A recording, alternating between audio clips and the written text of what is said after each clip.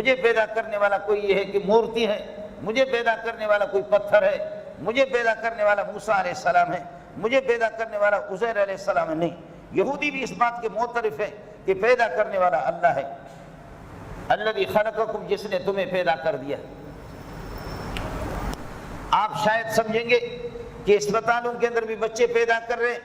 اسپتال والے سے یہ کہہ دو، سب سے پہلے جب یہ سسٹم شروع ہو گیا، یہ جو اللہ آپ کا بھلا کرے ٹیسٹ ٹیوب والا جو مسئلہ شروع ہو گیا کہ جس سے انسان کے مرد کی منی اور عورت کی منی کو لے کر کے آپس میں مشین میں ڈال دیتے ہیں، مشینوں کو ہلا ہلا کر کے پھر وہ اس طرح مکمل انسان بن جاتا ہے. جب یہ سسٹم سب سے پہلے مغرب کے اندر ایجاد ہو گیا، پھر پاکستان کے اندر آ گیا. مجھے یاد ہے ہم لوگوں نے ڈاکٹروں سے رجوع کیا، میرے استادوں نے بھی، مفتی نظام الدین رحمۃ اللہ علیہ نے، کیا یہ کہیں کوئی خدائی تو نہیں ہے؟ ڈاکٹروں نے کہا کوئی خدائی نہیں ہے، یہ ہماری عاجزی ہے جو مسلمان ڈاکٹر تھے. ارے بھائی، یہ تو مرد اور عورت کی دونوں کے مادے منویے لے کر کے مشین میں ڈال کر کے آپ تو اسے انسان بناتے ہیں. تو انہوں نے کہا کہ یہ خود اس منی کے اندر جان ہوتی ہے. چنانچہ ان کی لیبارٹری کے اندر یہ بھی ہوتا ہے کہ ہر مرد کی منی سے انسان نہیں بنتا اور ہر عورت کی منی سے انسان نہیں بنتا. وہ بھی کہتے کہ منی کے اندر خود دوربین کے ذریعے سے، خوردبین کے ذریعے سے ہمیں وہ اجزاء جب ملتے ہیں جن کے اندر انسانیت، حرکت جن میں ہوتی ہے، جان، انہی کو مشین ہلا ہلا کر کے وہ انسانی شکل ان کی بن جاتی ہے.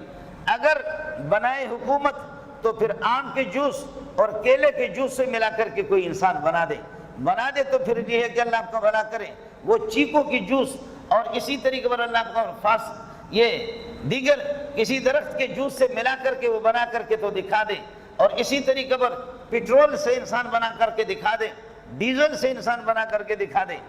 یہ اس مادے کے اندر اللہ پاک نے خود یہ صلاحیت رکھی ہے. اور خود ڈاکٹروں نے ہمیں یہ بتایا کہ یہ چیز ہم نے قرآن سے سیکھی. ارے کہاں سے سیکھا؟ انا خلقنا الانسان من نطفۃ، انسان کو بنایا ہم نے نطفہ سے، من نطفۃ امشاج، ملا ہوا نطفہ. مرد اور عورت دونوں کے نطفے کو یخرج من بین الصلب، مرد کے پیٹ سے وہ نطفہ نکلتا ہے، والترائب، عورت کے سینے سے. اس کو انجیکشن کے ذریعے سے ہم نکالتے ہیں، اس کو کٹھا کرتے ہیں. من نطفۃ امشاج، قرآن نے کہا کٹھا کرو، اس کو مشین ہلا کر کے. یا مرغی کا جیسے انڈا ہے، یہ چوزہ بنانے والا مشین نہیں ہے، اس چوزے کے اندر وہ روح خود انڈے کے اجزاء کے اندر موجود ہے، مشین اس کو ہلا کر کے. تم اپنی اس مشین کو چھوڑو.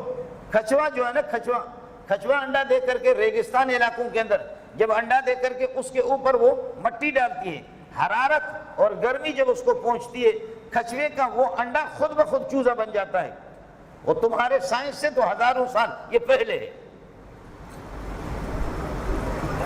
کھچوا انڈا دے کر کے ریگستان میں اس کے اوپر میں نے عرض کیا کہ مٹی اور ریت اس پر ڈال کر کے پھر وہ اس کو چھوڑ دیتا ہے.